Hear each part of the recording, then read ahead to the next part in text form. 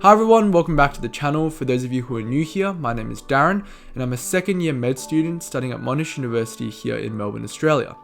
VCE wise, I graduated in 2020 with an ATAR of 99.95. Today's video is me answering the questions that you guys have submitted over the past couple videos, and it is to celebrate my 100th video. It's been a very enjoyable journey and I look forward to working with you guys and interacting with you guys more in the future. Before we jump into the questions, please check out the website that Julian and I have been working on. We've recently added a frequently asked questions page and I feel like I'd be quite interested in that. And so it is where we put up questions that you guys and other students have submitted and we write up our answers and have it there for anyone to read. Today's questions have been grouped into sections, but if you want to look for specific questions, they will all be outlined in the description box below. Enjoy.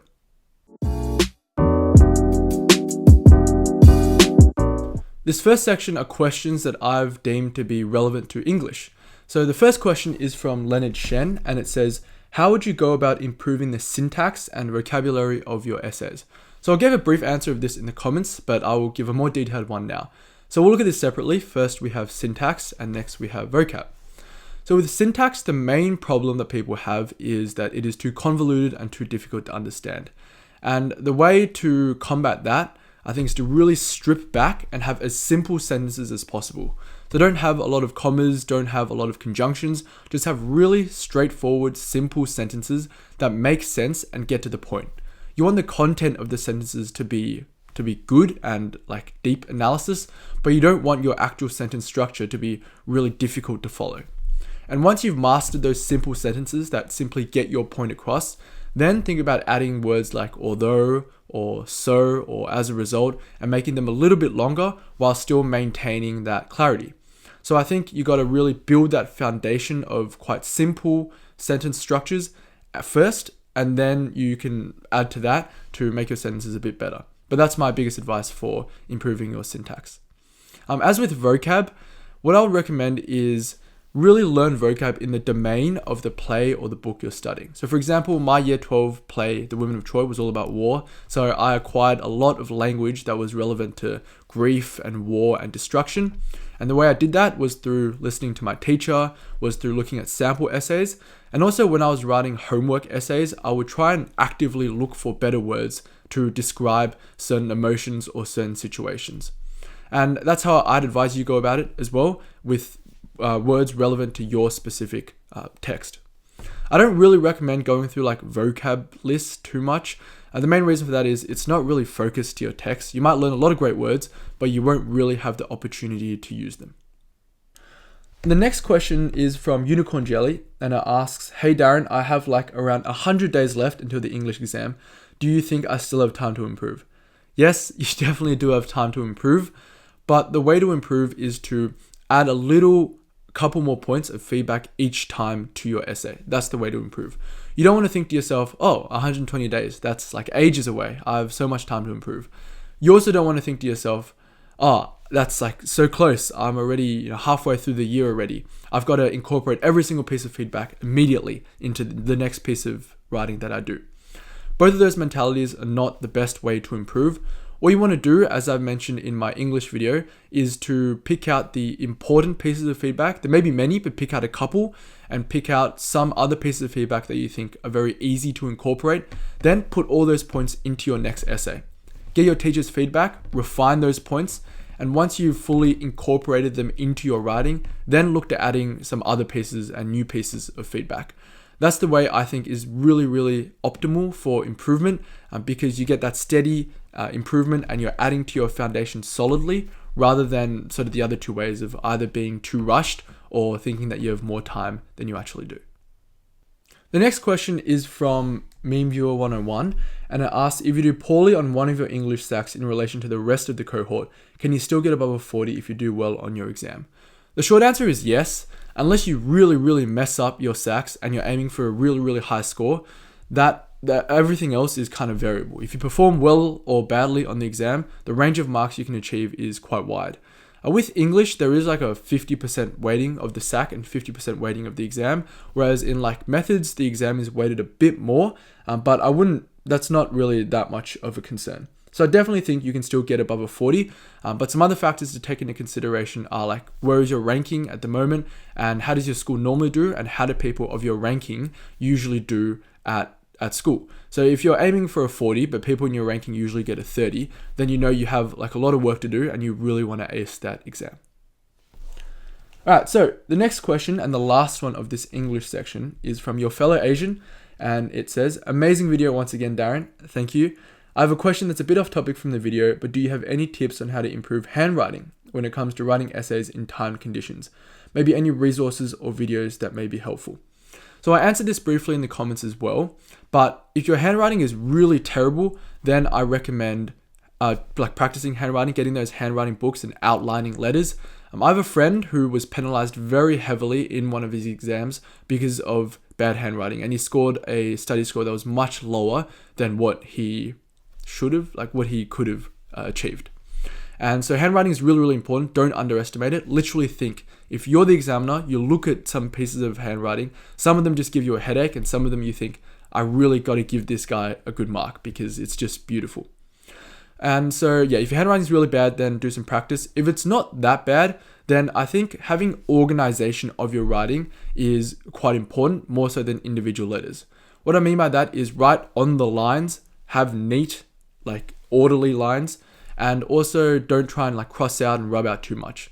Additionally, keep your letters the same height. For example, letters like A, E, M, O are all kind of the same height, whereas D sits like A, but the tail is a bit higher.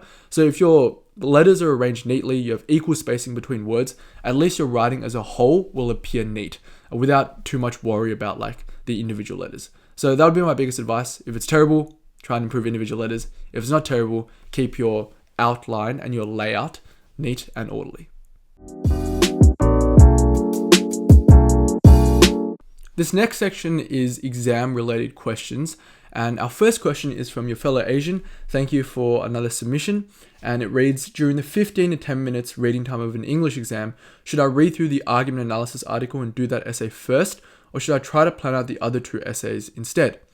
So I did both of those I both planned out kind of the two essays and also spent most of the time on argument analysis. So in a bit more detail, what I did was this. In the 15 minutes, I would spend most of the time, so about 10 to 12 minutes, focused on argument analysis, looking at the contention of the piece and looking at like how I would arrange my paragraphs.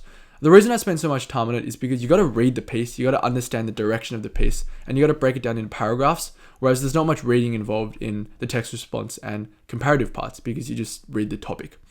And I would go straight into the argument analysis after reading time while everything was still fresh in my mind and just get that done first, because I found also that section requires the most amount of spontaneous thinking because you've never seen this text before and you've got to analyze it. So I kind of do it when my mind is fresh and then I don't have to worry about it again. Now in reading time with the remaining like 3 to 5 minutes, what I do is look at the topics for the other sections because of course you're curious, and hopefully be able to pick one that I like.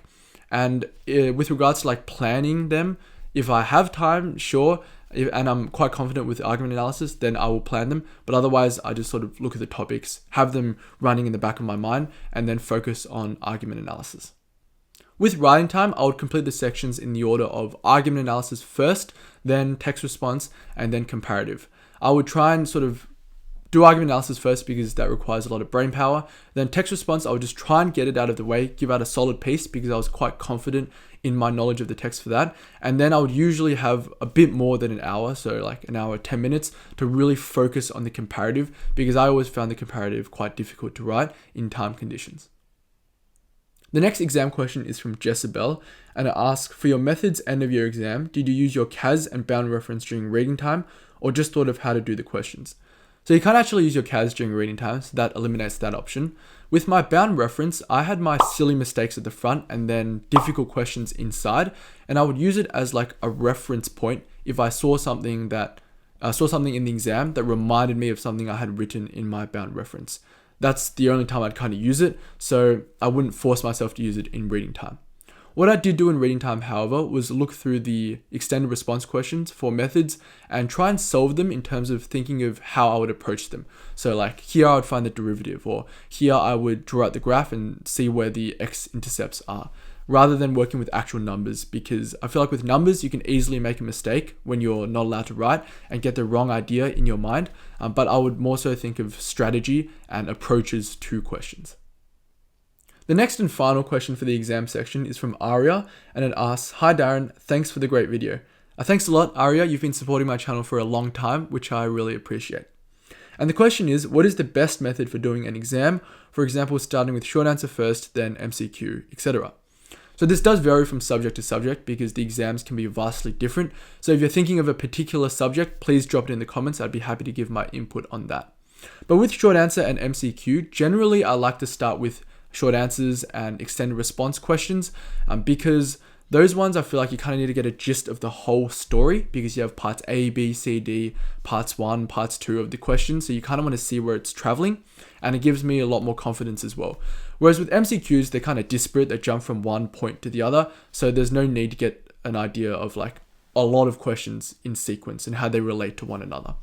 I did have friends though who scored really highly in maths and started with MCQ because then they could just get the first, 5 to 6 questions done. So I guess try both strategies and see what works for you. In terms of some other subjects like English language or English, I would usually start with the section that sort of requires the most brain power, or like the section where reading time is the most useful, because then you just segue straight from reading time into that particular section. So for English, that was section C, and for English language, that was the analytical commentary section. Next, we have a couple questions about high school. So this first question is from Josh. Thanks for submitting so many questions, Josh. I really appreciate it, and I will give my best shot at answering them. So the first question is, if you could go back, what would you do differently in high school? For me, I don't really believe in regret that much, because I feel like once it's happened, you can learn from it, and then it doesn't become a regret anymore. The main thing I probably would have done differently though is studied harder for my chemistry exam in year 12. I had a weekend and I think part of Friday to prepare for that chemistry exam, which was on Monday, and it was my last exam, but I didn't prepare for it as thoroughly as I did because I'd completed all my other exams. I felt kind of relieved. And so, yeah, I didn't do as well as sort of I could have to do justice to the subject. What else would I do differently? Probably could have studied smarter, I guess, because I did spend a lot of time like stressing about various things. But as I look back, that's not as real of a regret as the chemistry one, because for those things, I think I all learned from them. I think they've made me into who I am today. And I feel like, they were very character building moments. The next question is from Jessabelle. Thank you for your second submission. And it says, what do you wish you learnt in high school? So I think this can be split into subjects and skills. So literally what subjects would I have liked to have picked up, and skills in terms of like public speaking or managing my money or sort of things like that. So in terms of skills, I don't feel like I'm lacking severely in a particular area at the moment. So I feel like the school satisfied me pretty well in that regard. But with subjects, I guess bio a little bit, because I studied a lot of bio in med in semester 1, and not having that foundation in high school made it a bit more difficult. But I would say the main thing that I wish I learned in school was more sort of tech skills. So like editing or web development or coding. I feel like those are really, really cool skills, and they're increasingly applicable no matter what field you go into these days, because of how sort of rampant technology has become. And especially for me, as I make YouTube videos, as I design websites, I have to learn everything myself. And I feel like having a bit of background in that from school would have been quite nice. The last question for this high school section is from Josh, and it says, do you miss high school? I missed high school a lot in year 1, but I've dealt with it a little better now. What I really missed about high school were 2 things. 1, the people, and 2, the structure. So with the people, I found that high school was really diverse. It was a big mixing pot of people. So in my year level, we had AFL draft picks with people studying commerce now, studying science, and people who just aren't studying at all. And I found it really amazing to be able to interact with everyone. And also, I have these people called circumstantial friends. I think everyone has them. I just call them circumstantial friends. These are people that you get along with when you're in the same class, when you see them in the hallways, but you don't make particular efforts to see them outside of class, which I think is fine. But once you hit uni, you really got to make an effort to meet people, especially if they're not in the same course as you. And so I sort of lost a lot of those people, which I found was quite difficult to deal with. Secondly, the second thing I missed about high school was the structure. In high school, everything's really clear set. You have teachers who look after you, and you have a clear goal, which is, to study well, and that VC and ATAR goal at the end. Whereas in uni, everything becomes a bit murkier. The goal is sort of to get a job, I guess, but everything just becomes a little bit more confusing and harder to deal with. The way I dealt with missing high school is to just come to terms with it and learn from it. I wish I would have enjoyed those moments with my friends a bit more, and those circumstantial friends as well, and those classes and those teachers. And so now I don't want to reminisce too much on it, but I want to focus on enjoying my moments in uni. Because I know once I leave uni, I'll probably be saying the same thing about uni as I did in high school, as I am doing about high school. So I've learned from it, and while I do look really fondly upon it, I don't miss high school as much as I did in the past. The next section is the personal section, and the first question is from Josh, who asks, what role model do or did you look up to? So in terms of role models, I have both people around me, who I know, and also people who are famous and I don't really know. So in terms of people I know, I look up to my parents a lot for various personal reasons. They're very hardworking. They've given me the best possible opportunity and the best possible home to just grow up in, which I really, really appreciate. I also have some friends around me who are really disciplined and work hard, and I admire those guys as well. In terms of famous role models, I kind of admire people who have a goal and work really hard for it and then get it done. And in particular, these goals are quite difficult, like an NBA championship or becoming the best ever in a particular field. So some athletes include Michael Jordan, Kobe Bryant, Michael Phelps. So these guys are all at the top of their fields. And some non-athletes include people like Elon Musk and Gary Vee, who I feel just impart really good advice, but above all else, they just work incredibly hard. And I think all the other stuff, sure, great personalities, whatever, but at their core, they are people who are very, very disciplined, very, very motivated, and very hardworking, which is something I really admire. So I just try and surround myself with these people. I've been very fortunate to have such an amazing family and to have friends who motivate me. And otherwise, I sort of look to famous people as well. When I see them working hard, it motivates me to work hard. And I do aspire to take aspects of them for myself as well. The next question is from Josh, and it asks, would you like to live somewhere else or stay in Victoria? I'd like to stay close to my family, so wherever they are, which is looking to be Victoria. But I am open to living in somewhere for 2 years to sharpen my skills in some particular field. I do like living in more sort of urban places, but yeah, I'm pretty open to any place if there is a good reason for me to go there, and if I'll become a better person or a more skilled person by going there. But otherwise, I'll stick with my family. And the final question is from Josh for the personal section. Since what age have you been to tutoring? Since isn't quite right because I don't go to tutoring now, but I guess I went when I was really young. So I went to Chinese school when I was about 5, I think, and that counts as tutoring. And I'd always been at various places, the normal QmON or the scholarship places like Henderson's or where else? Or North Shore. I went to all those places, but Chinese school has probably been my most consistent because I went from there since I was 5 years old all the way till year 11. And I had a bit of tutoring in year 12, and then after that, I don't receive any tutoring in university. Next, we have some study score related questions. So the first study score question is from Josh, and it asks, I've heard that methods is 66% exam and 34% SACs. Does this indicate that if I was to muck up one of the SACs but smash the exam, I could still get over 45? Yes, this is sort of similar to my earlier answer, but there are some variables at play here, like how badly did you mess up that SAC and how well does your school normally do. But generally, yes, at Scotch, they tell us a lot of stories of people who are ranked really low and then aced the exam and then scored extremely high study scores. So it's definitely possible. And the next study score related question is from Lisa, and it says, must you be first ranked in your school SACs to score a 50 in English? No, you see an example of that right here. So I was ranked 2 and I scored a 50. It really does depend on what school you go to and some other factors as well. If your school usually only gets 150 or 0 50s, then you kind of want to be rank 1 or 2 to give yourself the best shot of scoring that 50. But if not, then you kind of have a bit more freedom, but you always want to be as highly ranked as possible, especially if you're aiming for such a high mark as a 50.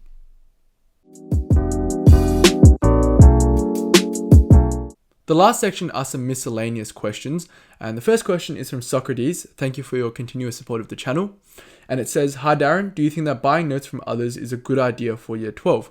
I personally don't really think so. I bought some notes in terms of essays and also a Chinese oral, and I didn't really use them that much. But I think buying notes is probably good for people who aren't doing that well in school. Like if you feel like you're going to be very disorganized, not going to put in much effort, then maybe buy like some bio notes or chemistry notes so that you just have the whole year level there. You don't have to like put much effort in yourself, and you can kind of just read those notes and do better than you would have if you didn't read those notes. But otherwise, I think buying notes is not that useful. You can buy them in small amounts. For example, I think maybe a couple practice essays, a couple sample essays will be good for you to see what a really good essay looks like. But sort of buying bulk notes, I don't really recommend unless you're really struggling and don't think you'll do much personal study. The next question is from CC, who asks, "Do you draft work?" I replied to this question because I didn't quite understand it, but we'll take it as essays. And with draft, I'm not too sure whether you mean like, do I personally write it up, edit it, and then write it up again? Or do I write it up, an essay, give it to the teacher, they give me feedback, and then I rewrite the essay and give it back to the teacher? I'll just explain what I do and you can sort of decide for yourself.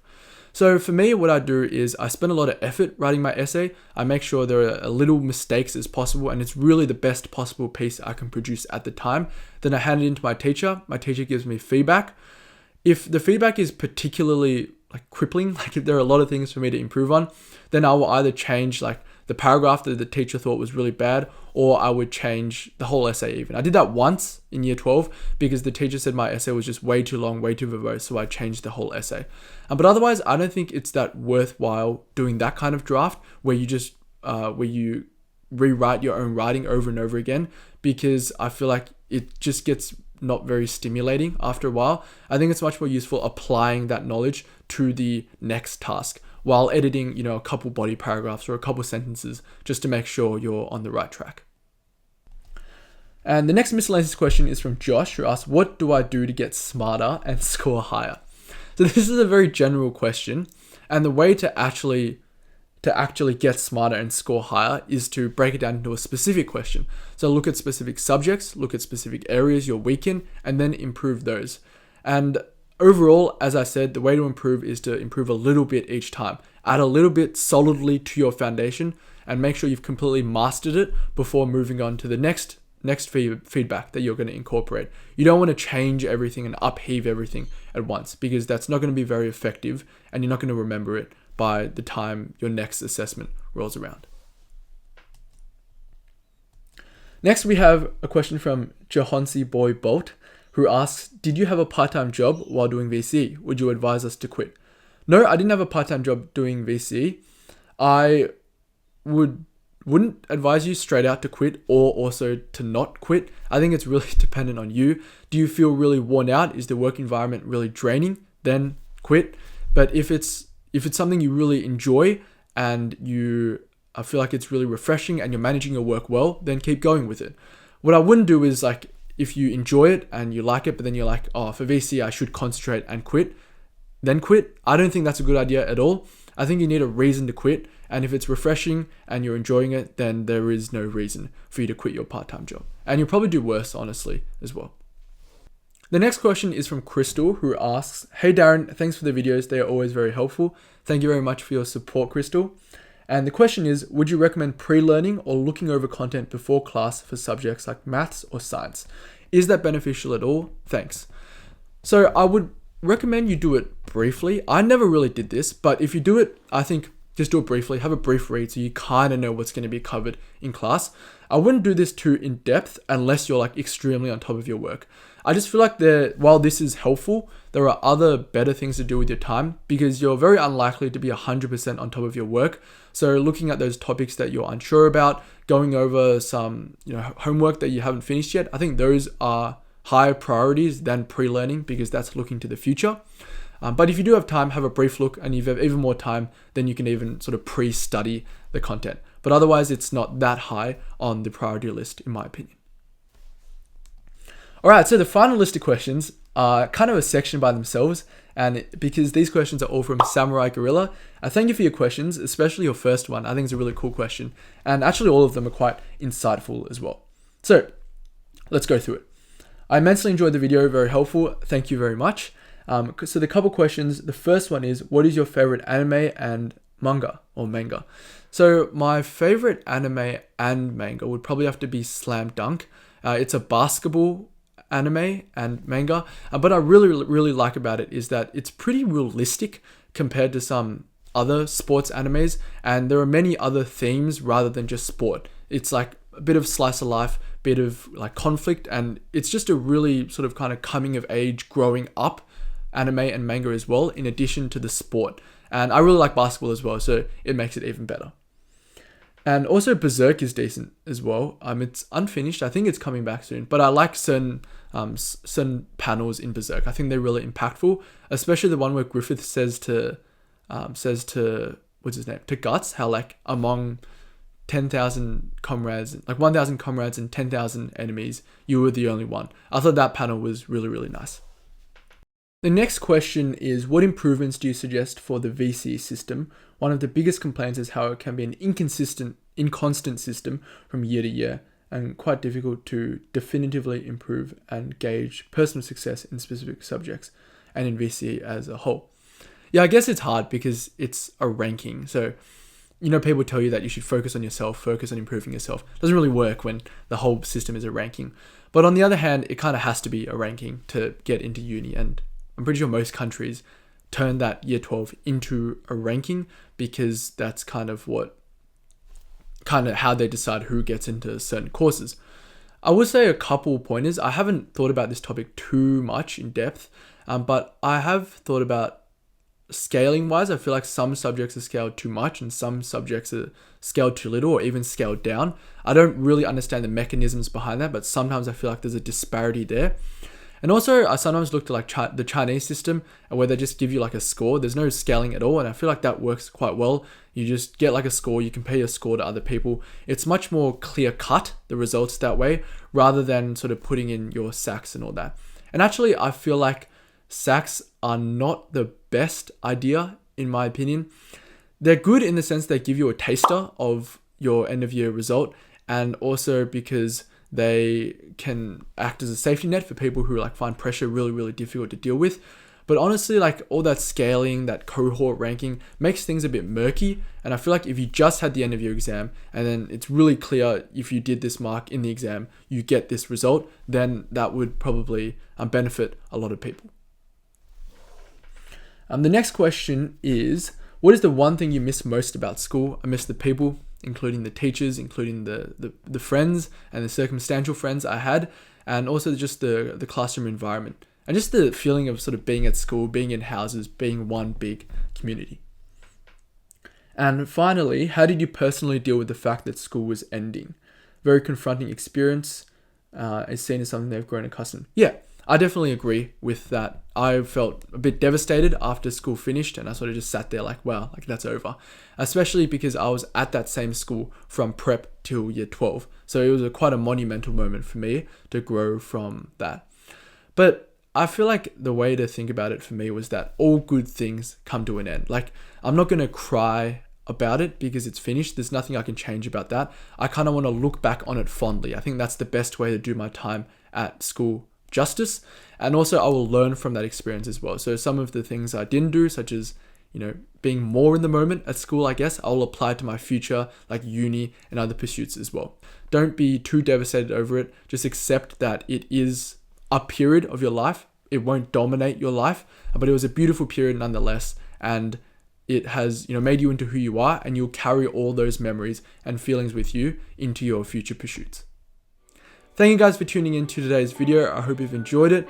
As always, if you have any questions about anything emotional, anything academic, feel free to put them in the comments below or DM me or email me. I'll respond to all of them and give you my best shot at answering them and helping you out. Good luck with your academics and your other pursuits, and I look forward to seeing you all next time.